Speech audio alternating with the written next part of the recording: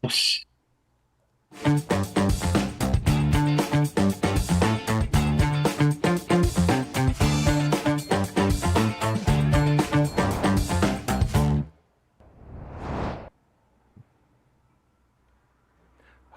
and welcome to the Big Marketing Show again.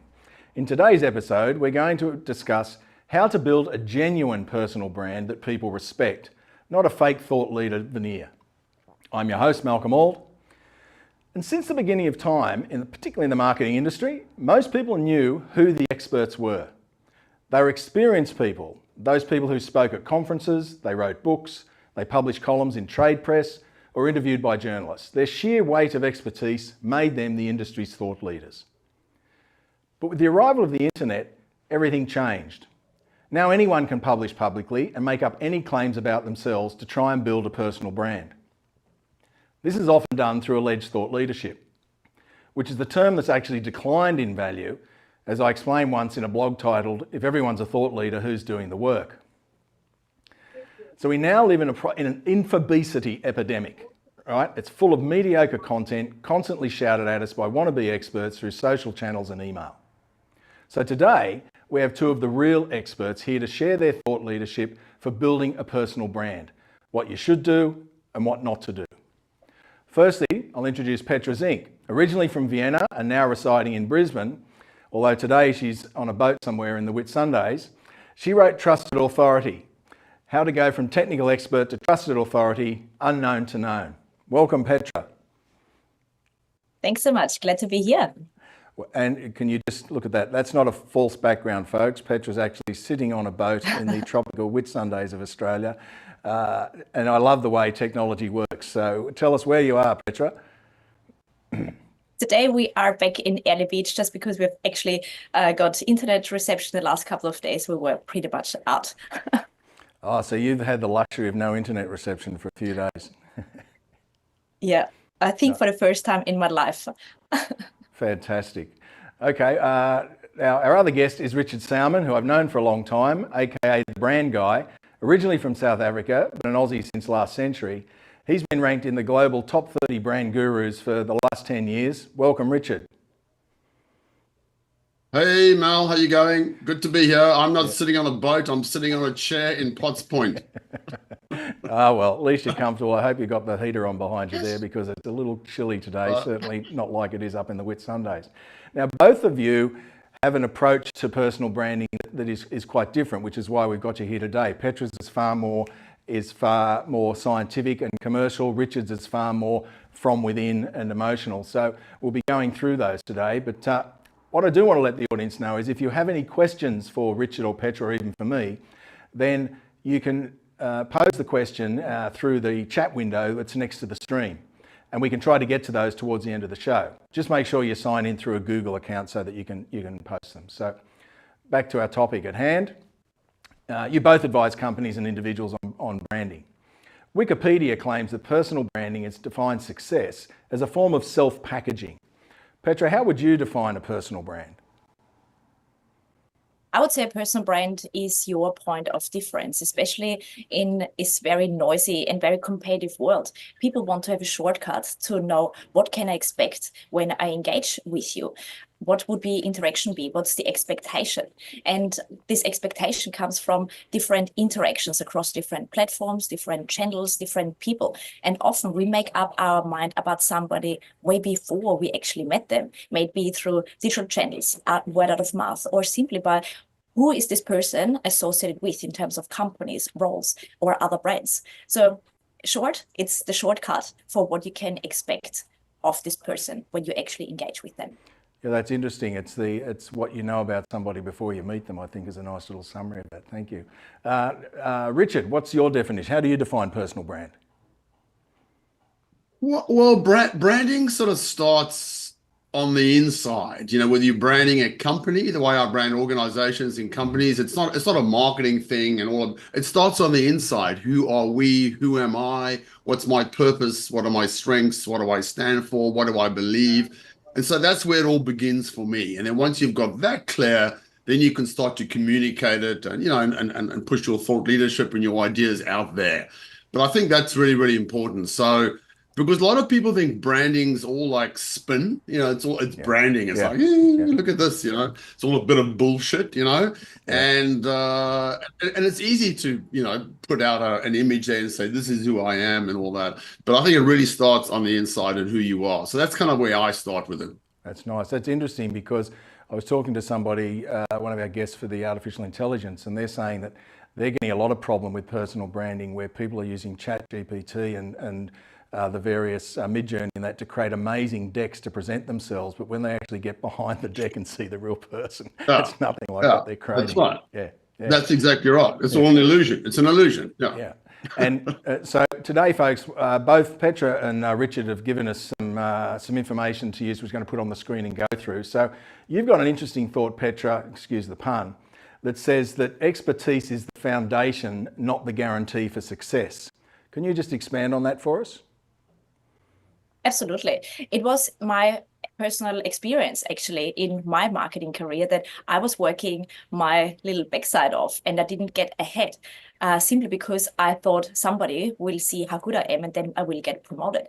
And that's not the case. And it wasn't until later when I actually got out of the industry and into recruitment and I saw kind of the similar pattern with my candidates, incredibly smart, and yet they missed out on promotions. They didn't get the pay raise that they wanted to. And I did some digging and research and found actually that Harvey Coleman already identified that there are 3 components to success, and only 10% of your success is contributed to your performance, meaning how good you are at what you do. And then 30% comes down to the perception people have of you, and a whopping 60% comes down to the visibility, meaning are you seen by the right people for the right reasons? So in a nutshell, what this chart means is that you can be the best at what you do, but if you are not visible to the right decision makers for the right reasons, you are not necessarily getting ahead. And this is where you get stuck in this best kept secret trap. Okay, that's that next slide you're talking about. So if I'm applying for a job, I should take an outdoor poster outside the recruitment company's office so they can see my exposure. So you've developed quite a scientific approach to creating and growing a personal brand and becoming a trusted authority, which was outlined in your book. Just want to take us through this quadrant? Absolutely. Now, what I've seen in my research, but also just in my own professional life, is that we're usually defaulting in our comfort zone, meaning we are doing more of what we are good at, what we enjoy doing, and it's usually technical capabilities, and we are getting better with our area of expertise. So we get another degree, we get another certificate, we do another 2 years in this role to think this is what gets us ahead, or we are going back to university and we're getting an MBA.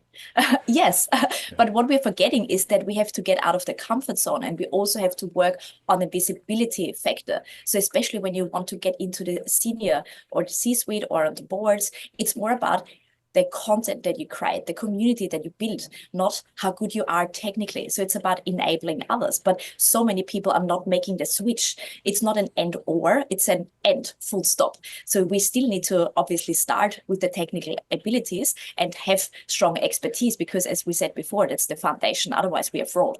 But at the same time, especially whilst we climb, this is where we also increase our visibility. And this is where we make the switch from technical expert to become the trusted authority.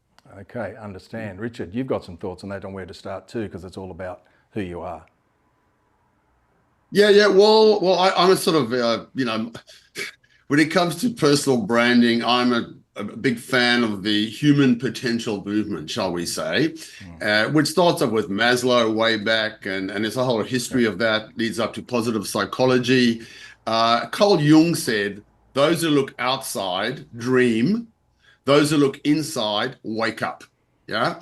So my advice is always, and my counsel is, to look inside.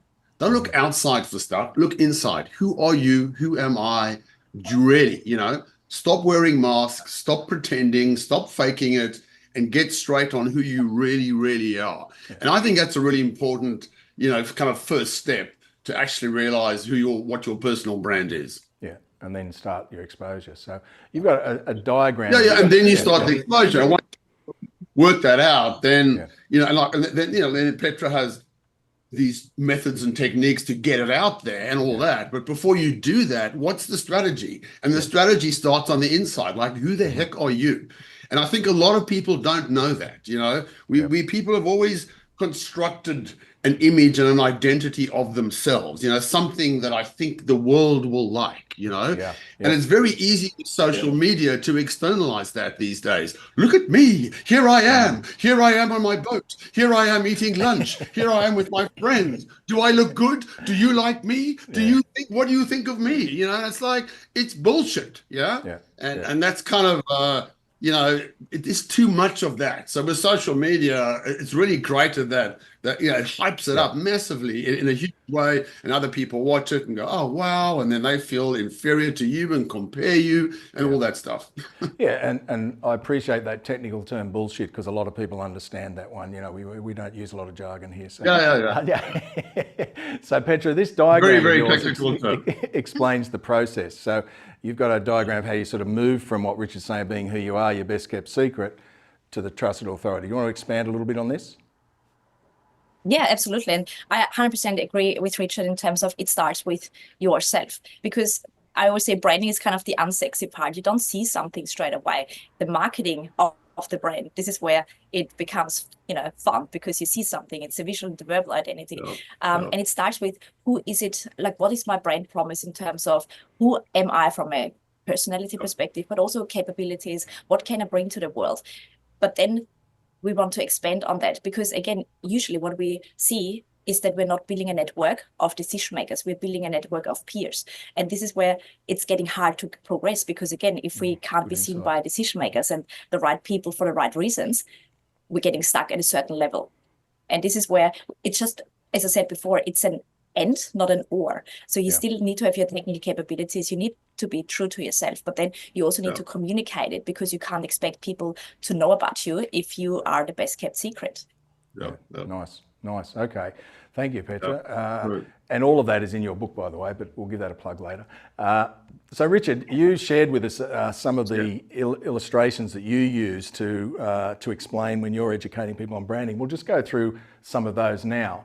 So what do you think is, or how high or how big do you think people should aim when it comes to their personal brand? Well, so I use the Maslow hierarchy of needs, that old model, which starts off with these needs that we have, and when you get right to the top, that little bit called self-actualization, that bit. So before that, it's all about safety and safety needs, and you're eating and you're sleeping well and you're having great sex, and then it goes to your social needs, and then your self-esteem and all that. And like in a country like Australia, we look at that and go, life's great, tick, tick, tick, tick. And then there's that little thing right at the top called self-actualization. And everyone sort of forgets about it, and it's like, that's the end, and that's aiming high. And self-actualization, because people don't know what that means. Like, what do you mean self-actualization? Self-actualization means to become everything, this is Maslow's definition, to become everything that you are capable of becoming. You know what I'm saying? And that's a wonderful thing. So that's kind of where I always start. Like, what's the full human potential that you have as a human being? Let's stick it up there and let's aim for that and go high and really go hard. So that's kind of where I always like to start. Begin with the end in mind. Start at the finish. It's a classic direct response. Start from the That's right. What do you want people to do? Then work back to get them there. So what's the trap that most people fall into? What are the obstacles that they come up against once they've sort of started thinking about this? What's the handbrake? I sort of I would use a metaphor that people live their lives, do their jobs with the handbrake on, okay? And it comes back to what Petra was saying about the comfort zone thing. People feel safe in their comfort zone, the safety zone. They don't want to stick their necks out. They don't want to take a risk. They don't want to fail. They don't want to, be seen to be stupid. They don't want to be judged. So people kind of, have the handbrake on. And while that's happening, there's this voice in their head. The voice in your head? And if you don't know the voice in your head, it's the voice saying, what bloody voice is Richard talking about? It's that voice. And it's always on. And it's the voice in your head, if you listen to it, is not a champion for who you are. It's a lot of self-criticism, limiting self-beliefs, and all of that get fed through that voice in the head. And so I think that's a massive inhibitor Yeah. That's one of them. Exactly. Yeah. It's a massive inhibitor of people and their full potential where they limit themselves in that way. Yep. Okay. So that's one of the Yeah? biggest Does obstacles. that make sense? Yeah. So that's one of the biggest obstacles is that There it voice. is. Yeah. Is that voice in your head? And that imposter syndrome thing Yeah. about, what have I got to contribute, or having confidence in yourself to do it. Yeah. Okay.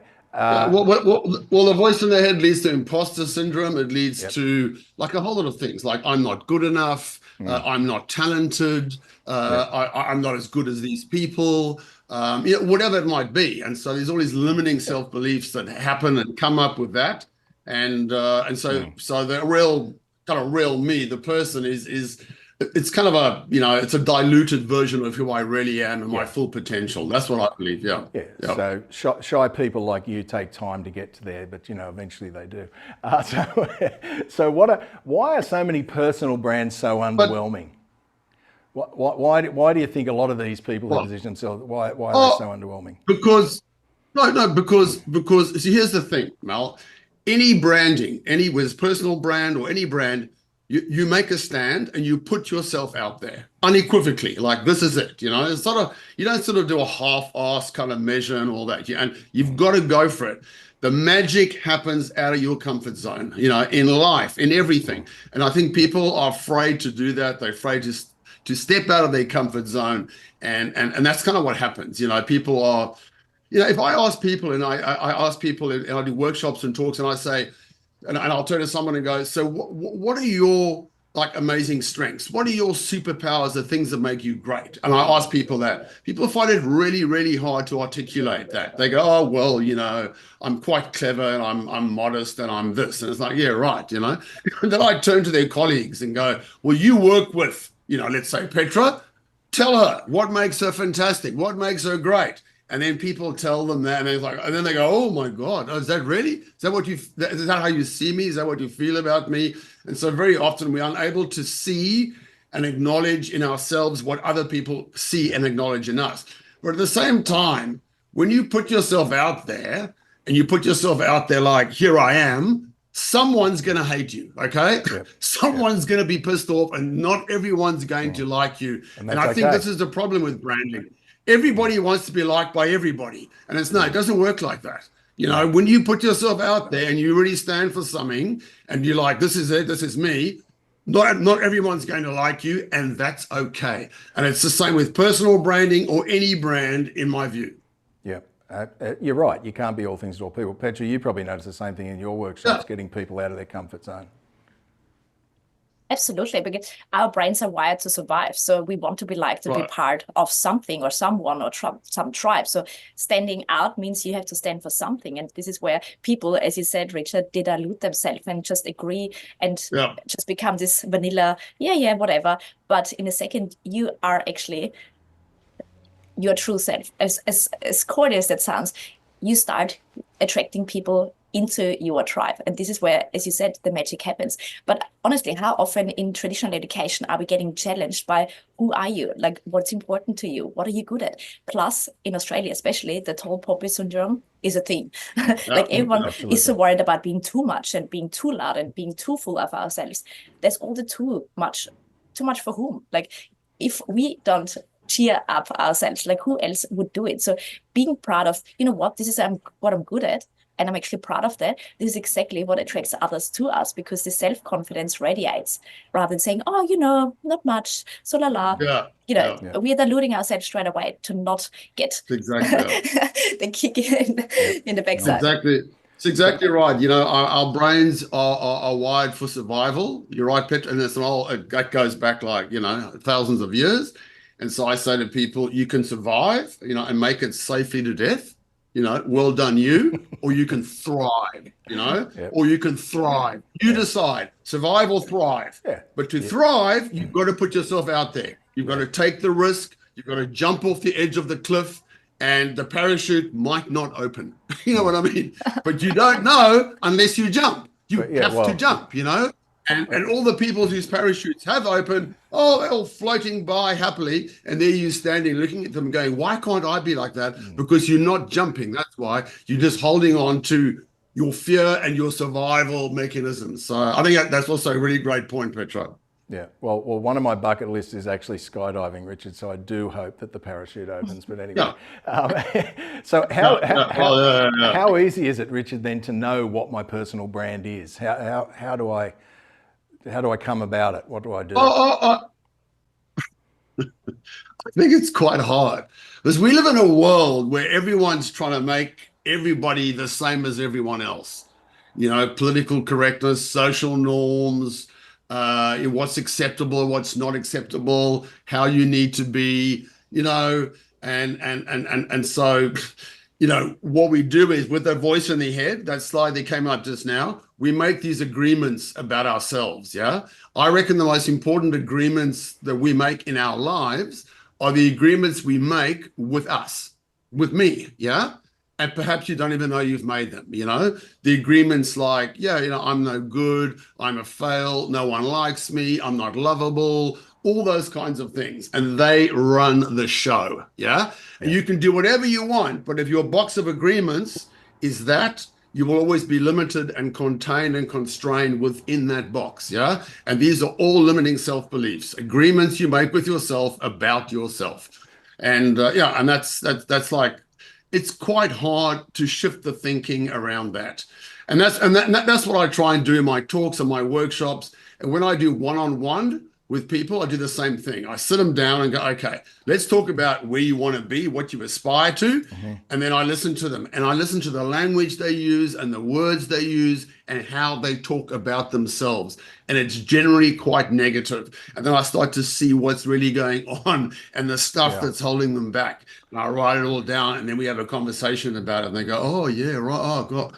You know what I mean? Yeah. But it's so kind of self-belief and self-love is brutal very honesty important. there. Yeah. Yeah. Sorry?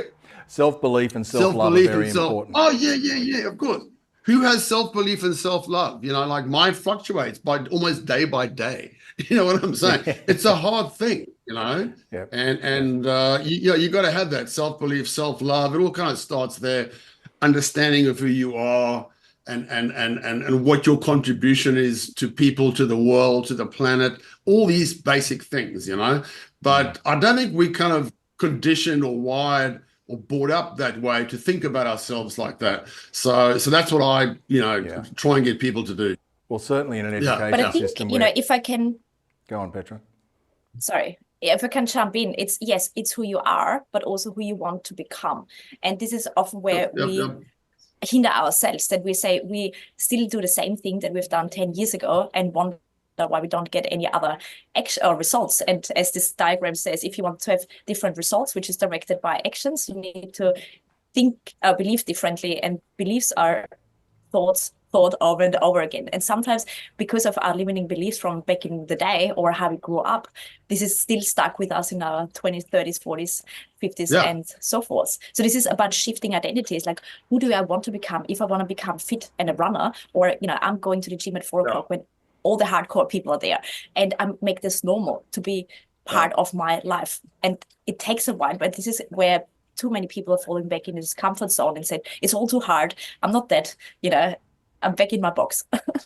That's right. That's right. Okay. So you were talking about, self-love and self-confidence, Richard. How do you overcome that? How do you overcome it? Well, how do you overcome the fear of talking about it? Well, I think you need to make some new agreements about yourself for a start. Get all the negative self-limiting agreements out of the way. Make some new agreements about who you are.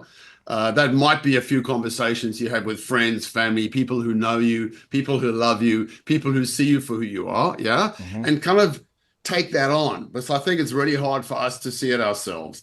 And that's kind of where it really starts for me. The other thing, I mean, one of the ways that I challenge, one of the ways I get people to think about it is I say to people, so when you die, okay, because we're all going to die. Yeah. That's like one thing that's true. When you die, okay, what do you want to be remembered for?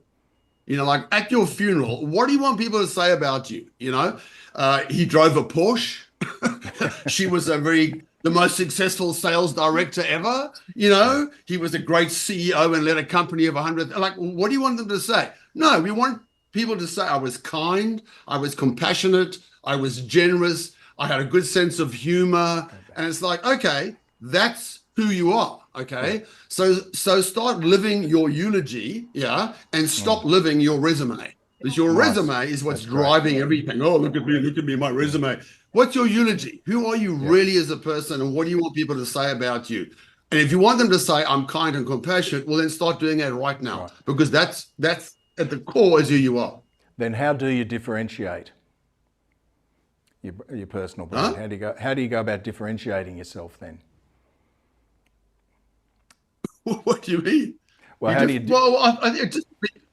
you just be yourself. Yeah. You know, I mean, that's it. You know, you're undiluted. Here I am. Yeah, and there's, you know, Petra's got ways and techniques and things of getting it out there, but you know, it's yeah, you just got to show up. I mean, I think you got to show up. Instead of, you know, you can show up when you show up at anything, at a conference, event, a meeting, whatever. You can show up in one of two ways. You can show up and go, who do you guys want me to be? And sort of fit in, you know, wear a certain mask or a certain thing, which people do. Yep. Or you can show up and go, this is who I am, you know, and then look for the support that follows. Yep. And if there's no support that follows, tough shit. You know what I mean? Yeah. But that's kind of hard to do because we don't like rejection. We don't like people judging us and pushing us away and all that. So there needs to be an inner self-belief, self-love, confidence about that. So when you show up, you show up. I swear quite a lot, yeah? So when I show up in talks, I swear. Does everyone like it? No. A lot of people don't like it. Well, not a lot. Some don't. But some love it. And they go, oh, mate, you're so honest and that's so fresh. And it's like, yeah, some speaking bureaus won't hire me because I swear. Yeah. Tough shit, mate. You know, that's who I am. You know, I'm not changing it. I'm not going to dilute myself for that. Righto.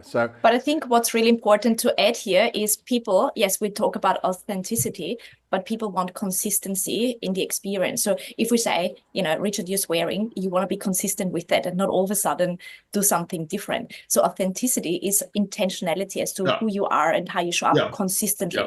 Because, you know, if I'm hungry and I'm tired, you don't want to be close to me. I'm a bitch. But this would be authentic. I don't want to be associated like that. So I still want to show up as professional. I make it work no matter what, because this is my consistent brand in that aspect. So I think it's not hiding anything, but being intentional as to what we are showing based on the consistent experience we want to deliver. Yeah. And I think authenticity is such a big word. Authenticity was the Merriam-Webster's word of the year last year in 2023. Everyone's talking about authenticity. It's the new big thing, you know, and that's great. You know, I think authenticity is, but it's hard. Like, what do you mean authenticity? How can I be authentic? You know, because if you're in a group situation, let's say there's 10 people in a room, people are influenced by other people in the room, you know, so it's really hard to be your authentic self. Put yourself out there, say what you really think. People conform to the group. They want to be liked. They want to be popular. And all these things get in the way of true authenticity. And that's like in a kind of moment in time, you know? So it's a tough gig being authentic.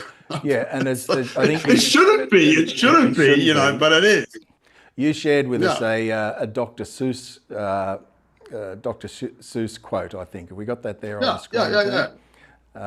Yeah, this one here. Yeah, that quote. Yeah. I mean, that's like very famous Dr. Seuss quote. Like, today you're you is truer than true. There's no one alive who is youer than you.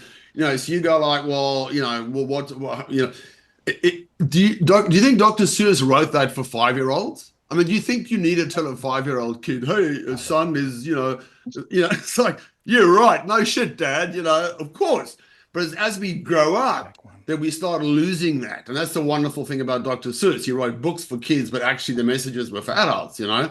And like everyone, you know, it's the whole thing. Everyone's unique. You're unique, you know, and you have certain elements and ingredients and things that make you up. And there's no one else that's like that, you know? And I think that's just a very important thought, you know, like, yeah, I am unique. I am special. I've got some stuff to bring to the party that no one else has, you know?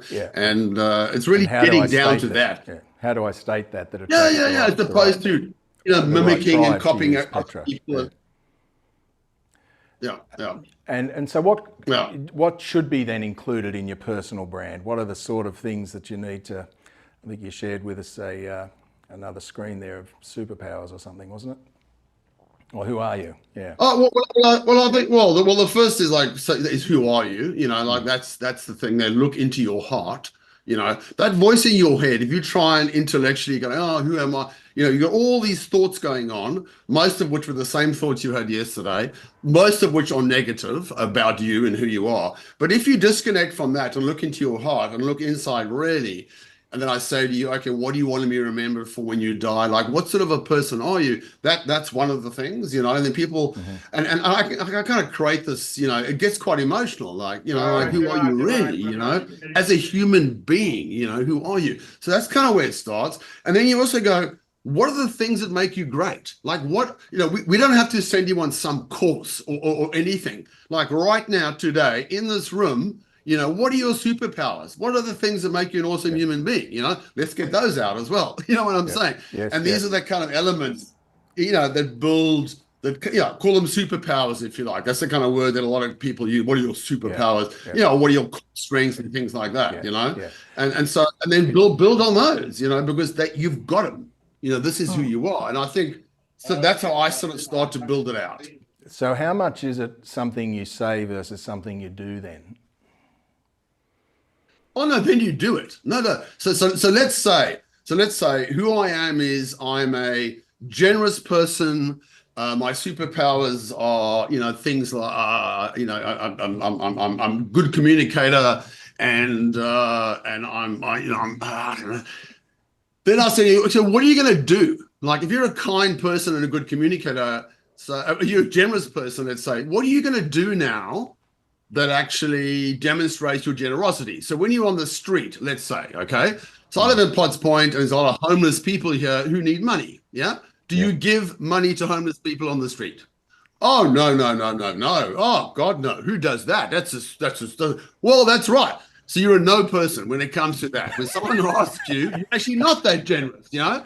So maybe you should start giving every time you see someone, because if you start doing that for a month, suddenly you don't feel, you're not doing it just, oh, look at me, I'm good. You start to feel like you are a generous person because you're being generous, okay?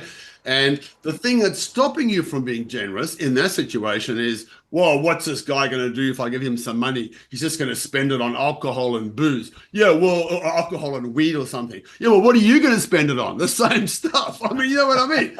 It's like it's like come on, you know. So the whole thing is to once you've identified who you are and what you want to be remembered for in your funeral, and these are the things that make you who you are, or you're a kind person and all that, then start doing little things every day. And I'm kind of big on the small steps. You know, it's the whole thing of you know, little things like Kaizen. You know, like how do you eat an elephant one bite at a time? So then start doing little actions that actually affirm and validate who you really, really are. Because again, people don't do that because we live in the comfort zone. You know, we don't want to put ourselves out there. If you want to be someone who makes a difference to others, talk to people in the lifts.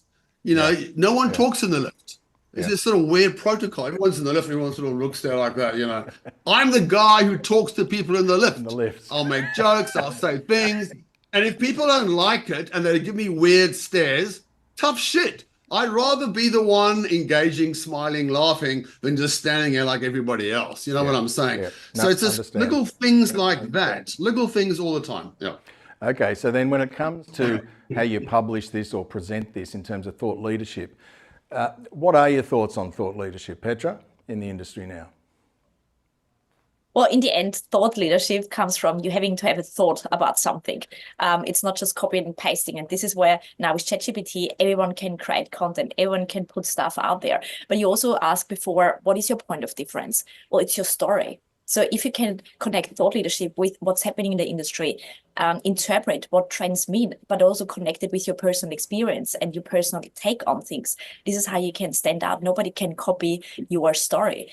You know, as much as I've used some of the researched models, so there is some evidence there, I can back it up with a gazillion stories that I've experienced it myself, that my clients have experienced it. So it's not something that anyone else can copy. And thought leadership is exactly that. It's about identifying what do I want to stand for, to stand out, and then being constantly on the edges to what's happening in the industry. How can I translate that? I always say the trusted authority concept is the translator of, firstly, your credentials and your experience. Saying, I've got 20 years experience and 3 degrees.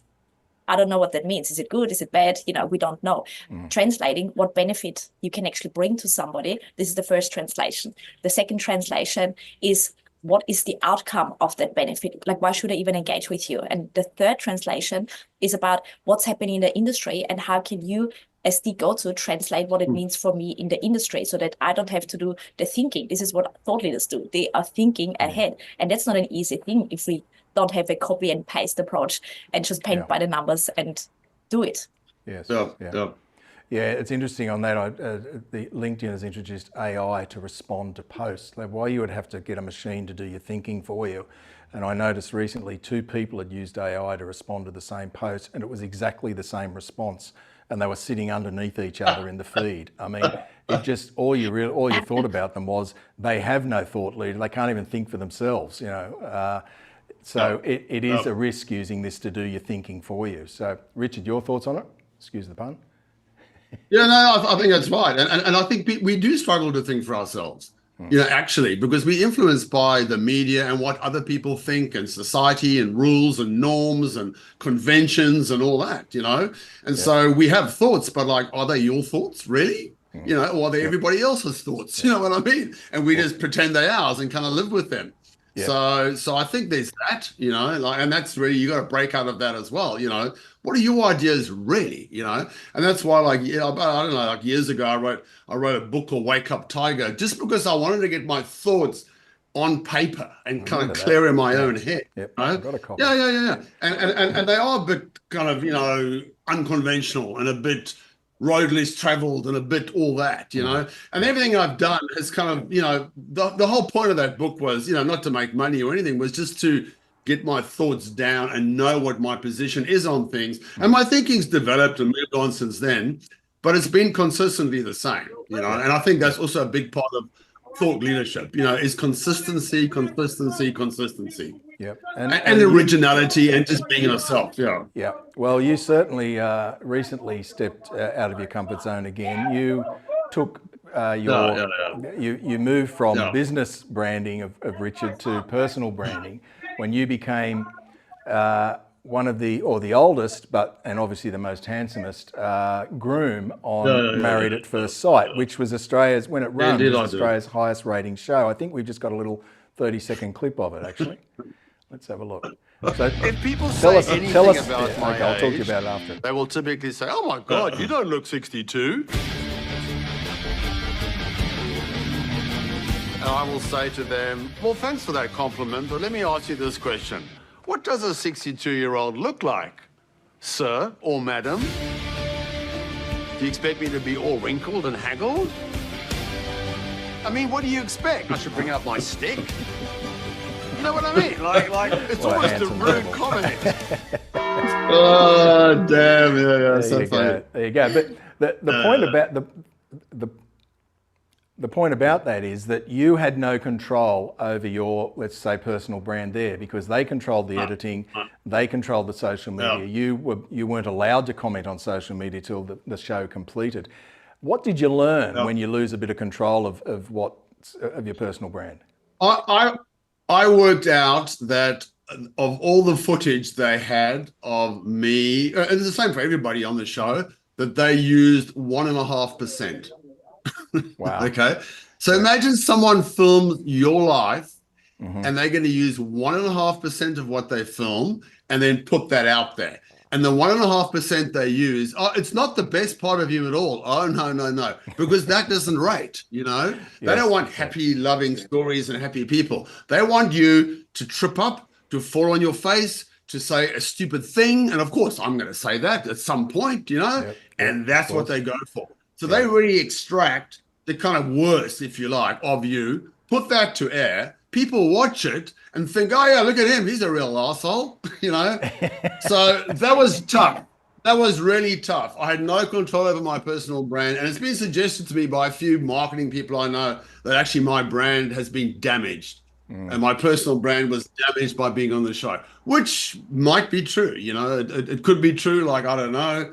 I'm just, but they said that was not the you that we know that we saw on the show. I'm like, yeah, okay, fuck, I don't know, Yeah. But yeah, it's quite scary. And a lot of influencers today are being approached to go on shows like that, and they're saying no, no, no, no, because there's such a risk to their personal brand. Because when you go on a show like that, you have no control. You sign a contract that says we can exploit you, we can make you look stupid, we can make you look bad, we can make you look and you have no control over any of that. So it's quite a risky thing to do, I have to say. I wouldn't recommend it to anybody as a way to boost or build your personal brand. Although one person came out of the show with a very great personal brand. So, it does work for some, but as a rule, I don't know about that. Yeah. Hey, it's a life experience. So, another layer to the onion.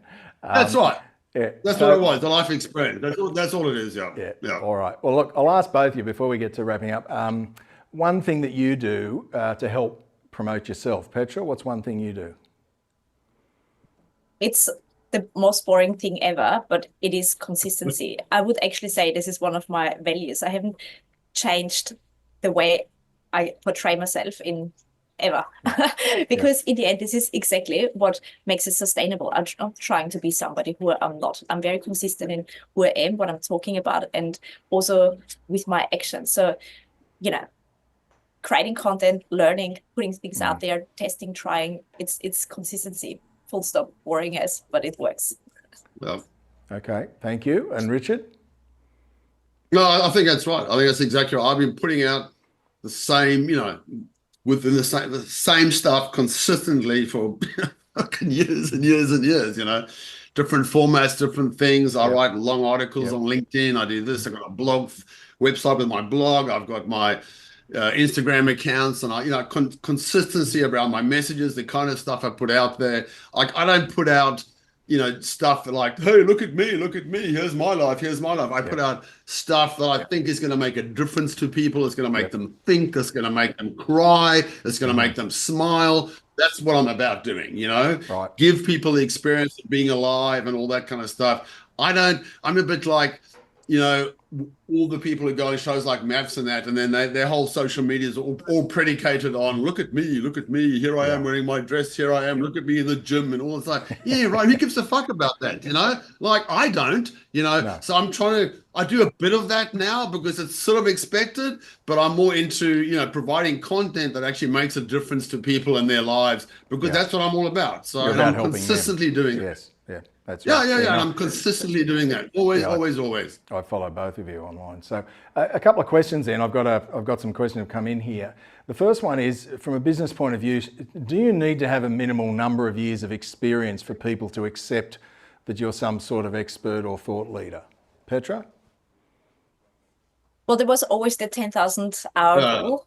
I don't subscribe to that, because you can do the same stupid thing for 10,000 hours. It doesn't make you any better or worse. Like, it doesn't mean that you're really good at it, especially with emerging technologies. Like, it has been around for a day. You can't have 10,000 hours of experience playing around with it. It's more about the quality of interaction and the reps you got in doing it. Like, I can be a content specialist if I do it for 6 months, 8 hours a day, and I would have more reps than somebody who writes one blog post every 6 months but has done it for 10 years. Like, it's more the quality that goes into the reps. How much feedback do you get, and how much do you refine based on the feedback to improve your craft? So I don't subscribe to an exact number or years. It's more, what have you done in terms of research, in terms of feedback, in terms of your own experience, that actually sets you apart from anyone else.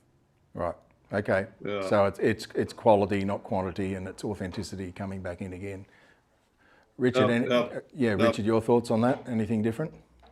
I agree. I mean, I do worry about people that haven't had a lot of life experience, let's say, who then espousing certain things, and it's like, yeah, right. Like, where did you come from? Kind of thing. Yeah. You do see that a lot on LinkedIn. So I do feel that.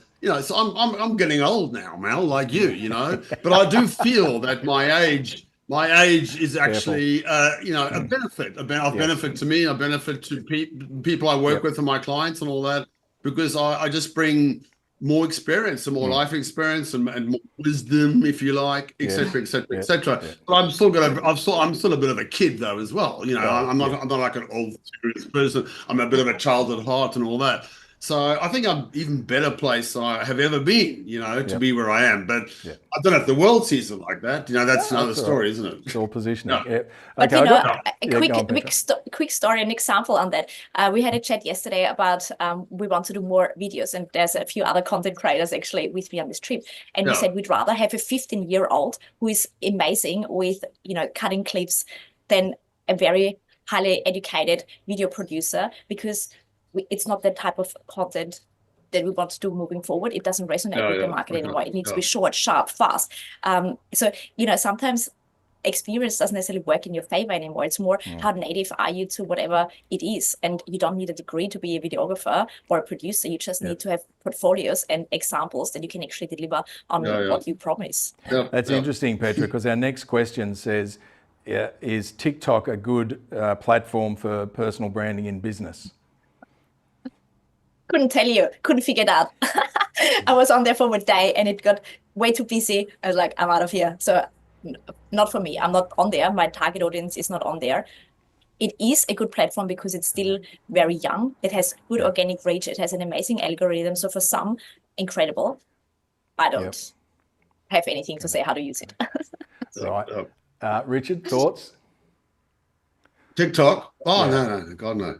I'm on there and I've got a page and I put up funny shit now and then and all that, but it's not like helping my business or my brand in any way whatsoever. No. Well, you're a step ahead of me. I tried to do a video and I could not figure out what things are too much. I've sort of figured it out. So I figured out I like dancing a lot, and that was one of the things that came out of maths. So I make all these TikTok videos of me dancing around my bloody house, and it's like because people sort of expect that, it's like, oh, he's the dancing guy. Yeah, right. Okay, there you go. And I don't mind doing that, but it's not like building my brand in any meaningful way whatsoever. Just fun. It's just a bit of a laugh. It's a laugh. It's just someone having a good time. Yeah. All right. Well, Petra, this is from your book. It's a nice way just to wrap this up because it maps what you need to do and it's how you demonstrate how to maybe commercialize your personal brand. Can you just take us through a little bit of this? Thanks. Yeah. Well, I'm a big fan of frameworks because I always say frameworks frame your work, but it still helps you to have some flexibility in how you deliver it. So for me, it always starts with your brand archetype and your brand architecture. So who are you as a person? What are you good at? But also what are the results that you can bring? And this is where the brand promise basically starts. And this is what we talked about earlier. It's the unsexy part. It's the foundation of a brand. Then the next part is about credibility. Why should I trust you? Like what credentials in other people's minds have you got? And this is where third-party endorsements come in. This is where you can build your brand by association, that somebody actually endorses you, especially if you're new in the industry and you've got not street creds there, but you've got 20 years experience in another industry. It's not about forgetting all of that. It's leveraging and packaging in a way that benefits your next step. So sometimes I say, if you can't hide it, feature it. So I'm a massive introvert. I always tried to hide it because my parents are extreme extroverts and I thought something is wrong with me until I embraced it. It's like, I've got other strengths. I'm not just weird. I just have different strengths to listening a lot more than I actually speak. So it's about that. And the last part is about visibility. And I'm way beyond, I hate thinking that we have to be influencers, we have to be celebrities, because we don't. We need to be known by the right people. And if it's the 10 people within your industry, within your company, so be it.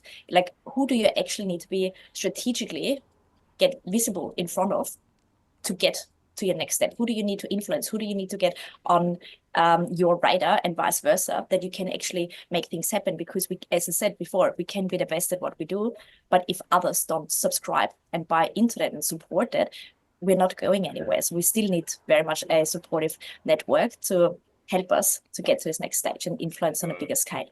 Right. Nice. That's a nice summary. Thank you. Richard, any final thoughts?